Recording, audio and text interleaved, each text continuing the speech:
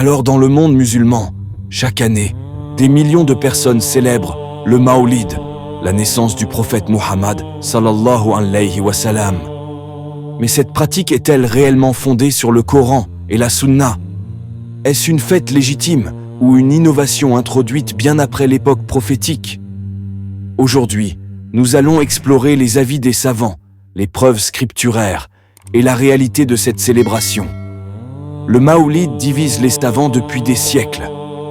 Certains comme l'imam As-Suyuti ou Ibn Hajar al-Asqalani l'ont considéré comme une innovation louable, une occasion de rappeler la vie du prophète sallallahu alayhi wa sallam, de réciter le Coran et d'enseigner la Sunna. Pour eux, tant que la célébration reste conforme et exempte d'interdits, elle peut être bénéfique.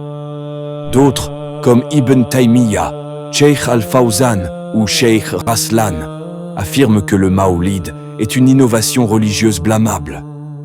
Ils rappellent que ni le prophète sallallahu alayhi wa sallam, ni ses compagnons, ni les 3 premières générations n'ont jamais célébré sa naissance, et que toute nouveauté dans la religion est un égarement, comme le dit le hadith rapporté par Muslim. Toute innovation est un égarement. Certains versets sont souvent cités pour justifier le Maoulid, comme « De la grâce d'Allah et de sa miséricorde qu'ils se réjouissent donc ». Sourate Yunus, verset 58. Ou encore « Et nous ne t'avons envoyé que comme miséricorde pour les mondes ». Sourate Al-Anbiya, verset 107.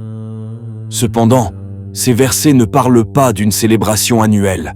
Ils évoquent la joie spirituelle, mais ne prescrivent aucune fête. Le prophète sallallahu alayhi wa sallam lui-même a mentionné le lundi comme jour de sa naissance, et il jeûnait ce jour-là. Mais jamais il n'a institué une fête pour sa naissance, ni encouragé ses compagnons à le faire. Soyons clairs, il n'existe aucun texte explicite dans le Coran ou la Sunna qui autorise la célébration du Maoulid. Le prophète sallallahu alayhi wa sallam n'a jamais fêté sa naissance. Les compagnons, pourtant les plus aimants et les plus fidèles, ne l'ont jamais célébré. Les tabi'in et les grands imams des 4 écoles non plus. Le prophète sallallahu alayhi wa sallam a dit « Celui qui introduit dans notre affaire ce qui n'en fait pas partie, cela lui sera rejeté. » Bukhari et Muslim.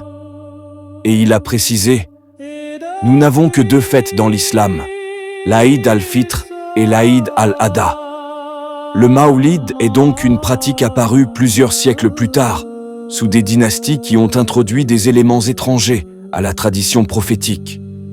Aimer le prophète sallallahu alayhi wa sallam, c'est suivre sa voie, respecter sa sunna et transmettre son message avec fidélité.